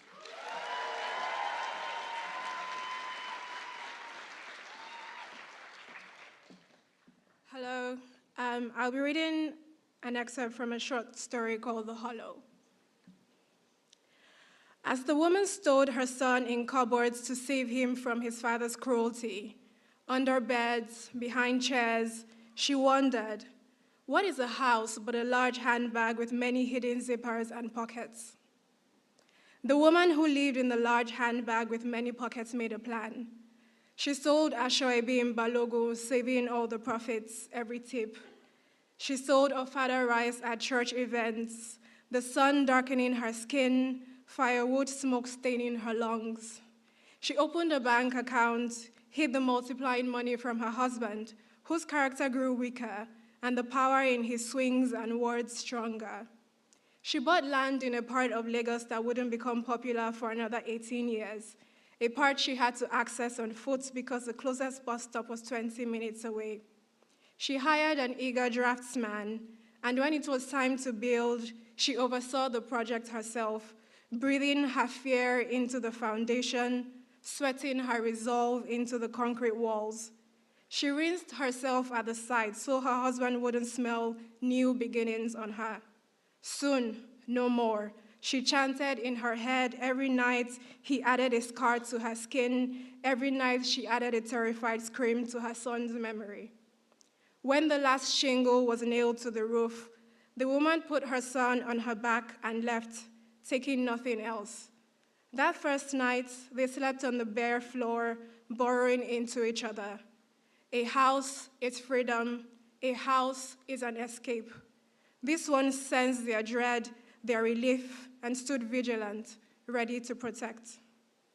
How can you know a house if you don't sleep in it? Some say that light is the success of any building, but what new angles might darkness reveal? The woman who lived in the house of freedom was found by her husband. On that lot so far away from everything, he climbed the gates, breaching the perimeter, cutting his shin, trailing blood across the compound. He broke a lock, nothing but death swelling in his chest, coating his throat. The house bristled defensively around the sleeping mother and son, inhaling and exhaling, and the man felt the draft on his neck, on the meat of his hand gripping the knife. He moved from room to room, hunting, but every turn took him back to where he began. The walls shifted and the floors wavered, and he was bewildered. Each door led to a hallway that led to a dead end, the sharp arches of glass twinkling at him, promising pain. Exhausted and dizzy, he leaned into a corner, seeking an anchor, protection, though from what he didn't know. He felt a loss of control. The house balked at his weight, at his entitlement to support. It closed in on him, deviating and rearranging itself until a hollow appeared, between walls, between floors, between walls, and there the intruder was folded in, trapped, never to hurt again. A house can be a prison too. Thank you.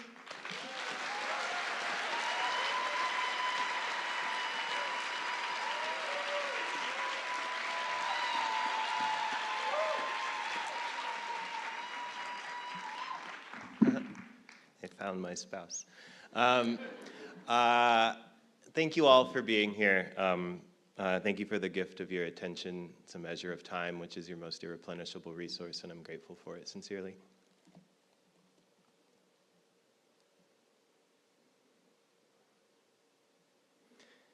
When asked about the difficulties of sculpture, Michelangelo said, "It is easy. You just chip away all the stone that isn't David.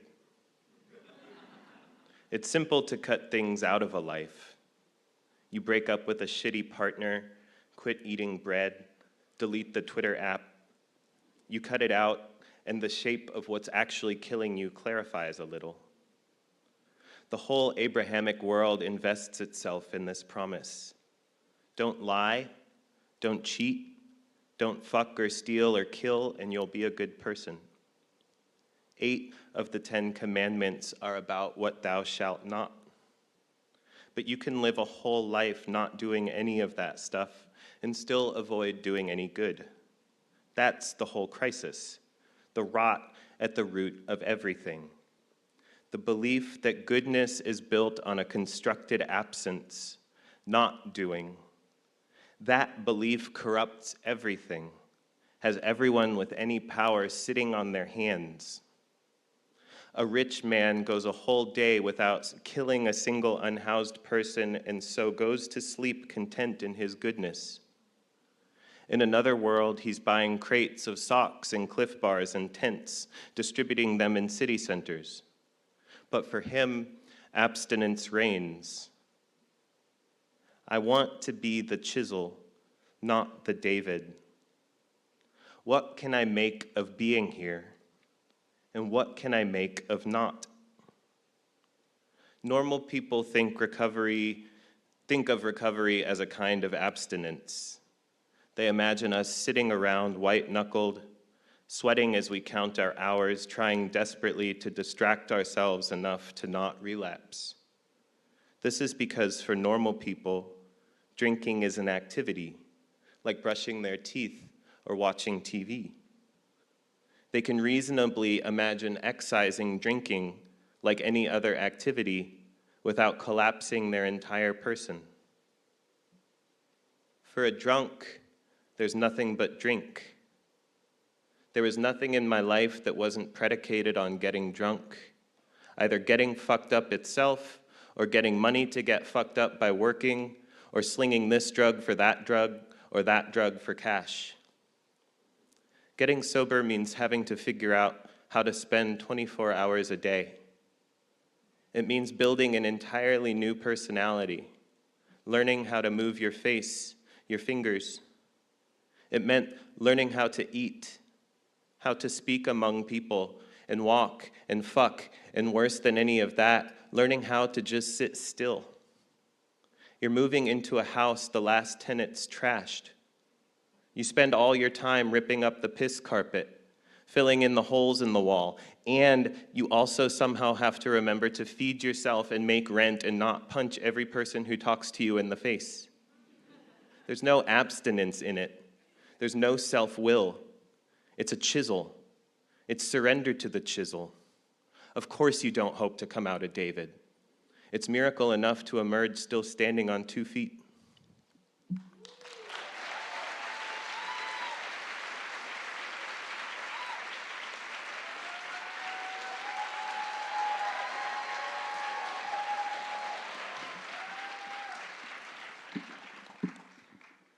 I want to thank everyone for coming tonight. I really needed this kind of inspiration after the last couple of weeks.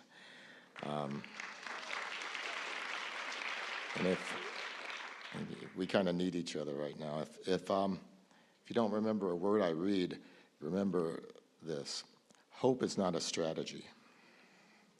All right. Never had a situation felt so absurd, surreal, and ridiculous.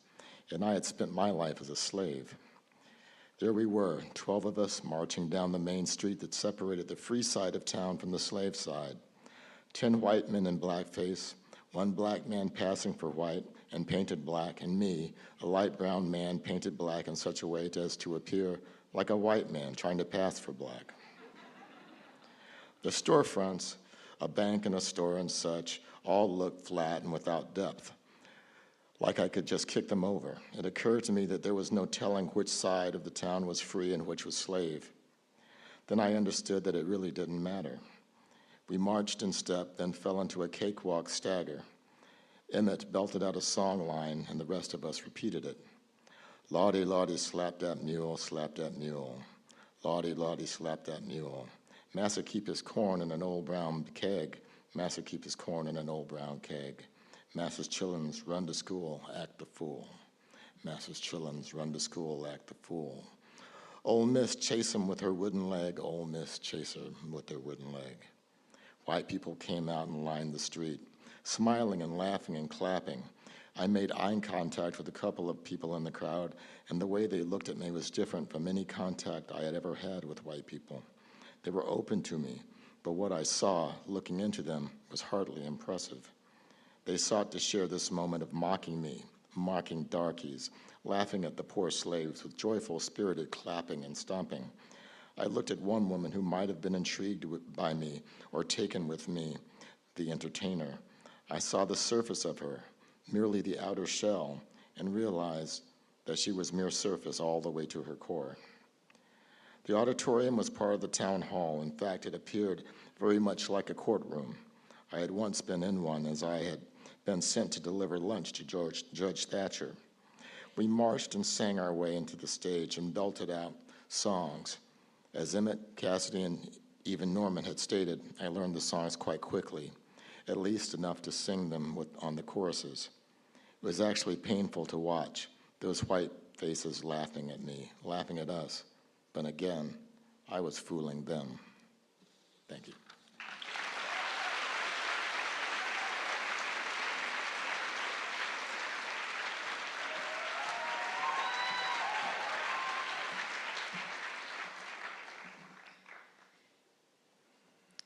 Let's see, I guess you just need to know it's, she's walking. It was 2 a.m. I'd left the known world and hadn't died. In fact, I felt fantastic. Was this the secret to everything? This bodily freedom? It felt intuitive and healthy, as if promiscuity was my birthright as a woman. Maybe it was. Was this the skeleton in civilization's closet? The reason why men had come down so hard on us since the start of time? I had the urge to call my mom and tell her the good news, but no, it was too late in every way. The moon, so huge. It suddenly seemed natural and sweet to fuck all my friends, but also my lawyer, who I couldn't remember the face of because we only communicated through email, and everyone else I worked with, regardless as if they were someone's assistant or the head of a company. What better way to understand other people's realities? I should have sex with both my parents, of course. It was only a matter of time. And obviously my cousins, wherever they were, should all be fucked. I lamented the relatives who had already died before we could share this tenderness.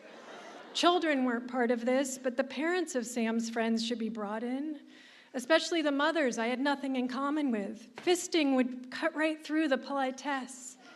And who else? Like God making a new civilization, I tried not to leave anyone out. 45 minutes later, I was still walking. I no longer wanted to fuck everyone in the world. That was lunacy. Now I wanted to eat the world like a giant fruit. I wanted to go to other countries, yes, but also how come when I dropped Sam off at school, I always hurried home, even when there was no urgency? What was keeping me from taking a different exit? Why didn't I throw themed parties or run an artist salon? I should have a lover, sure, but also other specialized relationships. Someone who I only cried with. Someone for mutual back scratching, artistic pilgrimages.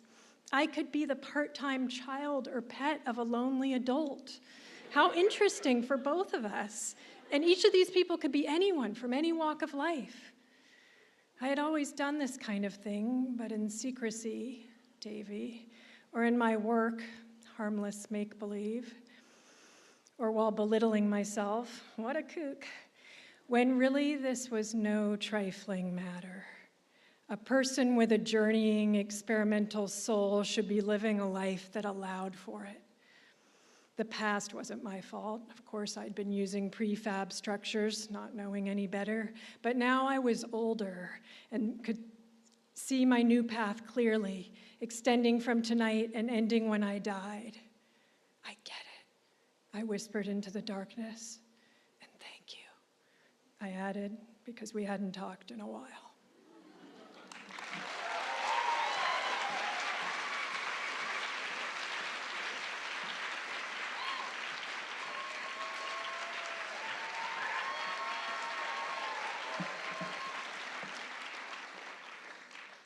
Hello, good evening.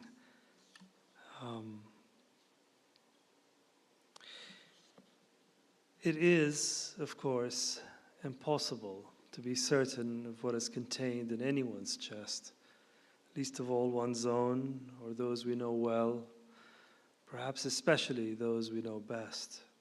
But as I stand here on the upper level of King's Cross Station, from where I can monitor my old friend Hussam Zua walking across the concourse, I feel I'm seeing right into him, perceiving him more accurately than ever before, as though all along, during the 2 decades that we have known one another, our friendship has been a study, and now, ironically, just after we have bid one another farewell, his portrait is finally coming into view.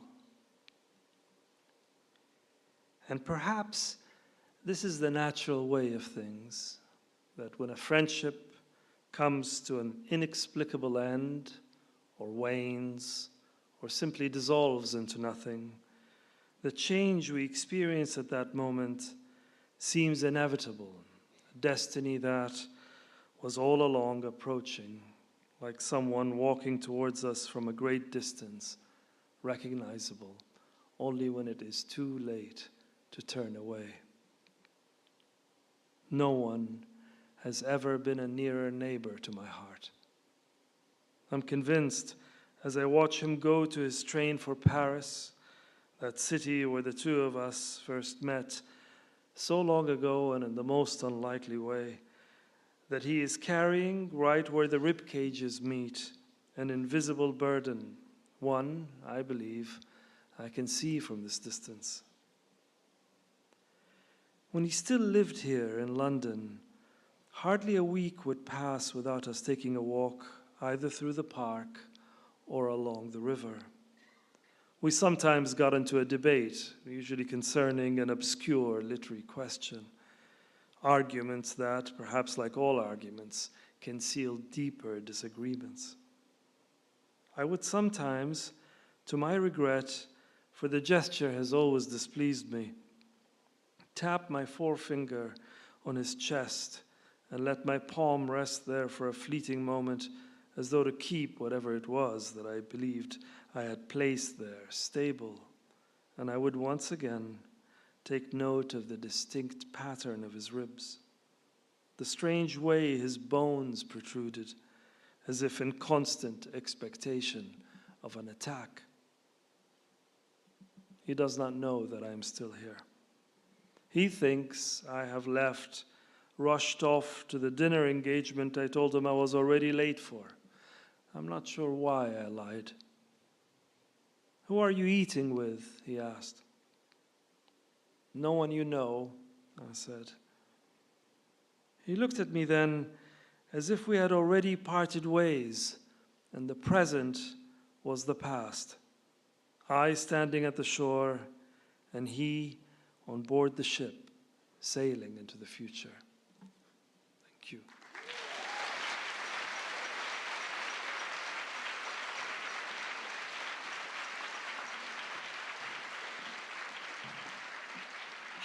Wow, one more round of applause for all of our fantastic finalists.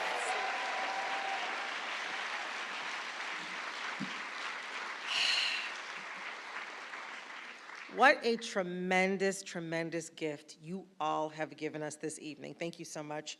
And another thanks to our special guests, Kieran and Jeff, our fabulous ASL interpreters, Avery and Jose, Really Useful Media, and NYU Skirball.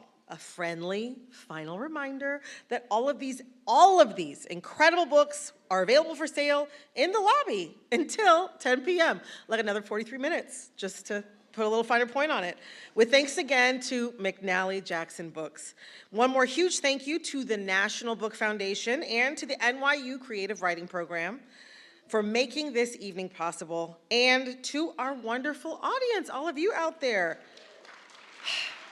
And also to all of you tuning in online, thank you so much for joining us. Have a good night.